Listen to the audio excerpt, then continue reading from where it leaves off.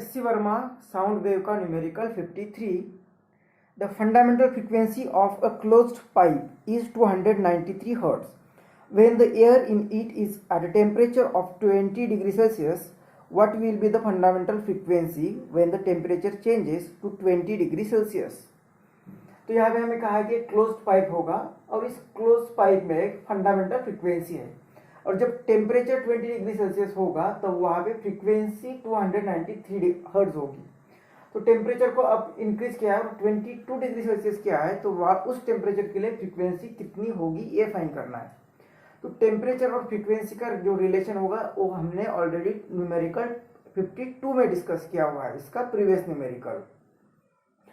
और वहाँ पे अब यहाँ पे हमें कहा है कि क्लोज पाइप, हमने वो क्लोज पाइप भी देखा था, ओपन पाइप भी देखा था कि वहाँ पे फ्रीक्वेंसी किस तरह से टेम्परेचर के साथ रिलेटेड है. यहाँ पे क्लोज पाइप है तो ये क्लोज पाइप की जो फ्रीक्वेंसी फंडामेंटल फ्रीक्वेंसी रहेगी वो fundamental frequency mu naught is equal to होती है V/4L. अब यहाँ पे फ्रीक्वेंसी जो होगी 4 कांस्टेंट है, L मतलब इस ट्यूब की लेंथ कांस्टेंट है तो फ्रीक्वेंसी यहाँ पे वेलोसिटी के साथ चेंज होगी. तो अभी हमें पहले फाइंड करना पड़ेगा वेलोसिटी और टेम्परेचर का रिलेशन क्या है. तो थर्मोडायनामिक्स में हमने वेलोसिटी का इक्वेशन देखा था, velocity of sound, velocity of sound कहाँ पे इन फ्लूइड, तो यहाँ पे इन एयर होगा, इन एयर होगा. तो वो रिलेशन ए फॉर्मूला क्या था, velocity is equal to under root gamma P upon rho, जो हमें लैप्लास करेक्शन से न्यूटन्स फार्मूला मिलता है. गामा ए स्पेसिफिक हीट की रेशो होता है, ये पी हमने रिप्लेस किया था यहाँ पे by using ideal gas equation. ये आइडियल गैस इक्वेशन क्या था, PV is equal to N R T. तो ये पी इज इक्वल टू यहाँ पे लिखा था हमने N R T divide by V. तो ये पी की वैल्यू अगर इस वेलोसिटी में रख देते तो अंडर रूट में ये बनता है गामा पी की जगह पे N R T upon V और यहाँ पे ऑलरेडी डेंसिटी है तो डेंसिटी इंटू वॉल्यूम ये होता है मास. तो वेलोसिटी यहाँ पे मिलती है, velocity is equal to under root में ये गामा की टर्म ये एन आर ये टी और डिवाइड बाय ए मास. तो ये सभी टर्म्स जो होगी वो कांस्टेंट रहेगी, मतलब वेलोसिटी डिपेंड है इस टेम्परेचर पर, यहाँ पे टेम्परेचर ही चेंज हो रहा है.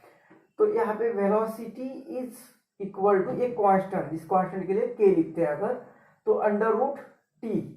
इस तरह से ये रिलेशन हमें मिलता है वेलोसिटी और टेम्परेचर के बीच में, मतलब velocity is directly proportional to temperature, ये रिलेशन मिलता है. अब हमें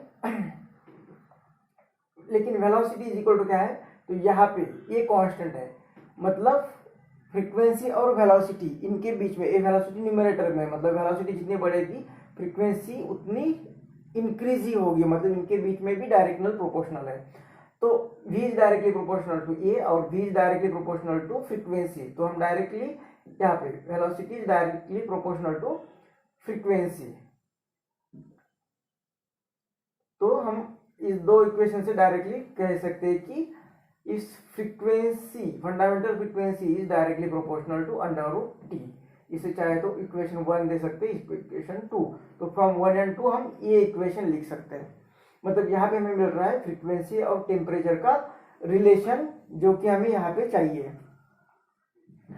तो ये म्यू नॉट जब टेम्परेचर 20 डिग्री सेल्सियस है इज इक्वल टू सम के इंटू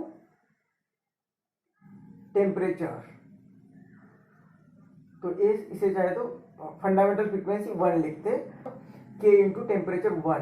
अब इसे दूसरा इक्वेशन बनेगा fundamental frequency at different temperature is equal to constant into T2.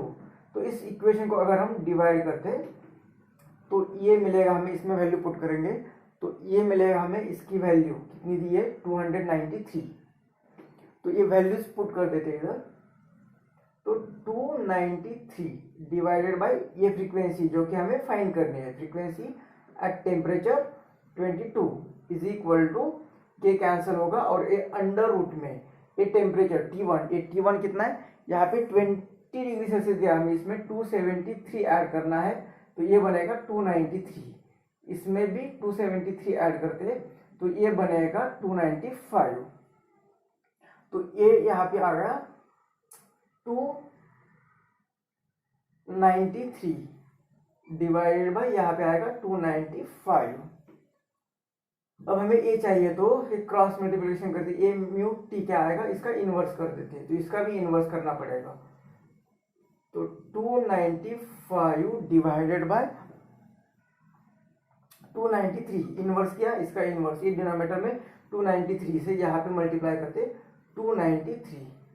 तो ये mu eight temperature 22 degree Celsius कितना आएगा यार, 295 केल्विन, ये कितना आएगा। तो ये अब इसे लिखेंगे under root 293 into under root 293, या इसे अंदर ले लिया तो ये क्या आएगा, ये 295 है ही, इसका स्क्वायर बनेगा 293 इंटू 293, और ये डिवाइडेड बाय 293 है, तो ये इसके साथ एक कट होगा और एक सिर्फ ये रहेगा। तो इनका अभी मल्टीप्लिकेशन करके अंडर रूट लेना पड़ेगा।